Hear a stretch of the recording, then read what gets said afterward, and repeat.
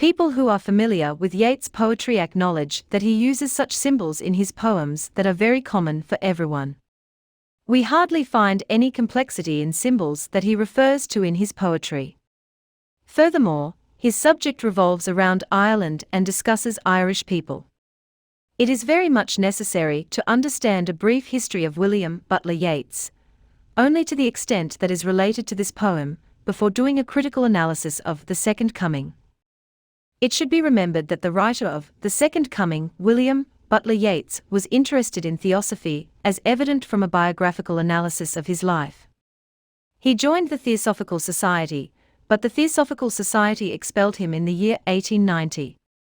It is because he was not ready to follow its conventions and rules. The Second Coming is a mourning note on his expulsion from that society. However, this is also an appreciation of a chance that life provided to him. Hence, if we consider this poem in an autobiographical sense, then all in all it is about an incident, an expression of Yeats' emotions. Title analysis of The Second Coming by William Butler Yeats. In biblical terms, the Second Coming refers to Jesus, who is expected in near future to save humans, but William Butler Yeats has done analysis of changing atmosphere of the world and says that people are dumb who are hopeful for their future under spiritual guidance. He beforehand describes the future. The poet says that the worst is yet to come and suggests to make preparations for it. Stanza I analysis of The Second Coming by William Butler Yeats. The poet, at the very start of the poem, refers to a spiral. Spiral is imagery that symbolizes something horrific. It seems that the speaker is terrified, but from what? It is not very much clear in the starting lines of the poem. Spiral, if we define, is something that controls other things. For instance, a spiral in the middle of the sea ruins many wide ships in just a blink of an eye.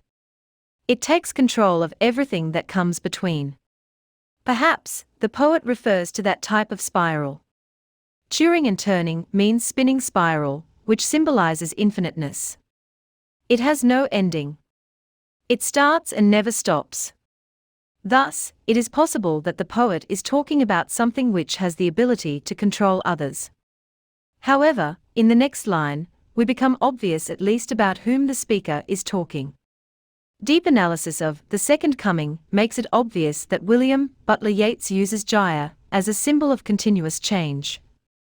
It never remains the same, though it seems unchanged, as it depends on our thinking that how we perceive it. It is not the case that a morning we would wake up from sleep and see a sudden change in the world. Process involves change is very much slow, but it is certainly there every single second past. As mentioned earlier, Yeats has also suffered a sudden change in his life. There are chances that he is talking about his own life. However, the very first line of the poem is full of mystery, which can't be solved without the help of the remaining stanzas of the poem.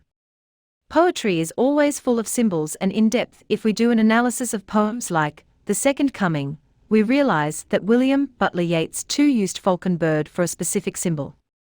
As owl is a universal symbol of wiseness, similarly falcon is a symbol of courageousness and intelligence, who remains active in his complete life.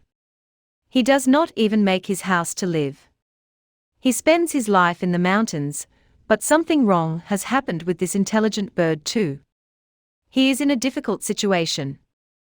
It is no more connected to his trainer, falconer. Falcon might be used as a reference to Yeats himself, as after his expulsion from Theosophical Society, he lost contact with them, as well as with the subject of theosophy. In general, if we consider, this line specifies to lack of understanding between the teacher and students, parents and teacher, and ultimately husband and wife too. Besides, the falcon symbolizes something more. However, it is related to the first one. With the increase of the communication gap between falcon and falconer, control is also lost. In simple words, not so simple however, a gigantic ship seems like a feather in a spiral.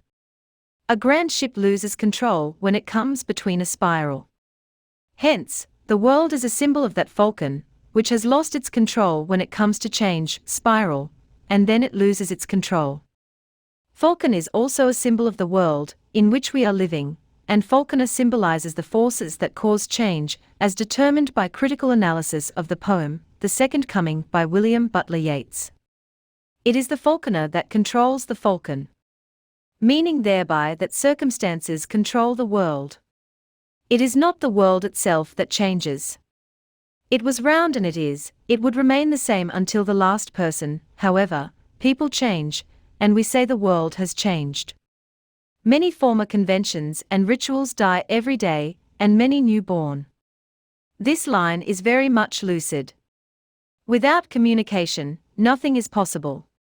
Even an aeroplane can't fly in the air without communication, and a time comes when it loses control. One can't hold multiple items at the same time. Letting go may also become a wise decision, but if one can't compromise and insists to hold more than one things at one time, things may scatter. That's what the poet wants to say.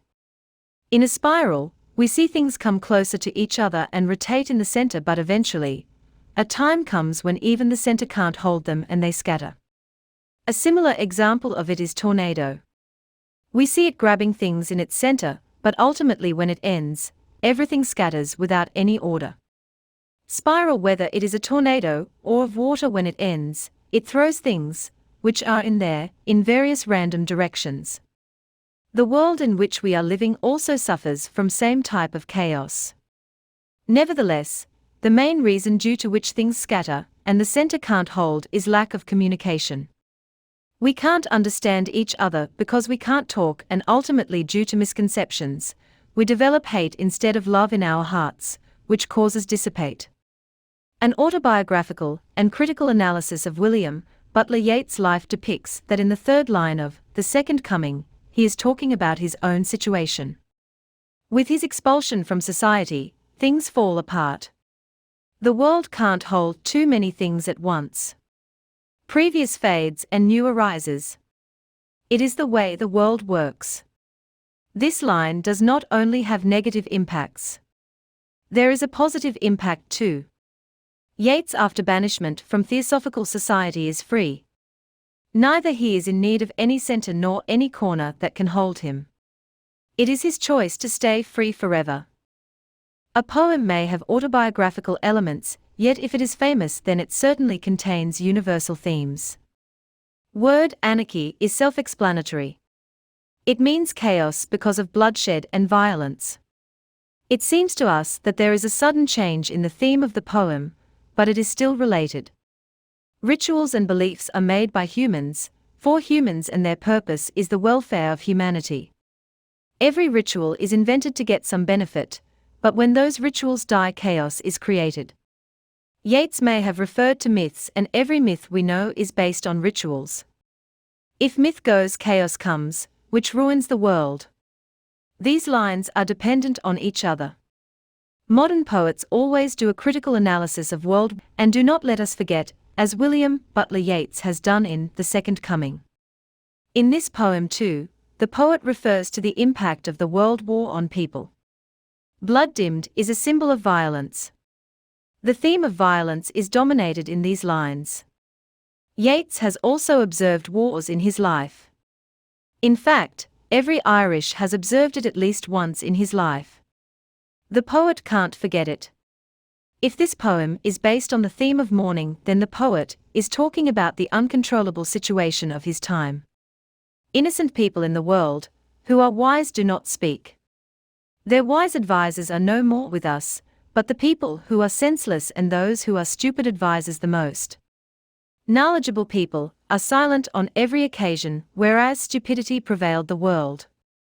Purity has vanished and the world is full of bloodshed, impurity and disgust because of the worst people, who lack conviction. Conviction symbolizes strong beliefs.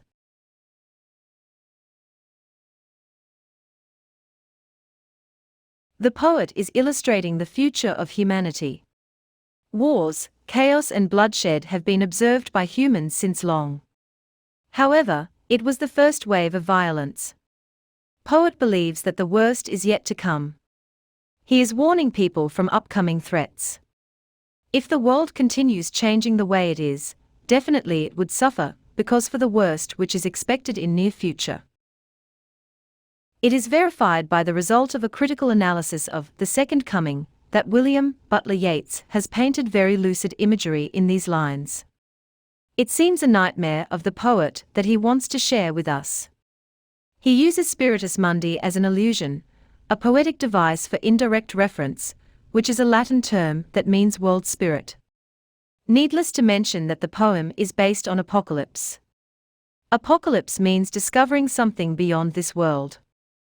It means gaining more and more knowledge not only about the world, but about the whole universe, and spiritus mundi refers to the same.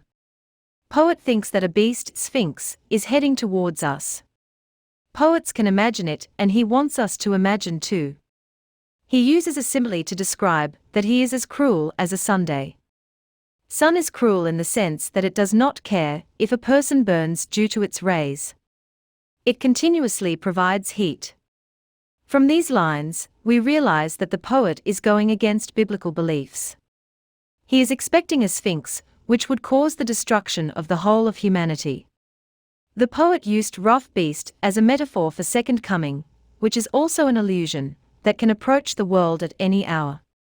The poet uses the literary technique of hyperbole in this regard, as he has exaggerated. In biblical terms, the second coming means returning of Jesus, but the poet does not believe in it. He is of the view that people are stupid who believe that they are safe under spiritual guidance. No one is here to save them from destruction. The poet ends the poem in despair. Conclusion. The second coming starts with despair and ends with despair. In the whole poem, the poet's mood never changes. It remains the same. He is pessimistic with respect to the future of humankind. He has no hope of a better future. In fact, it is not wrong to say that he is hopeless.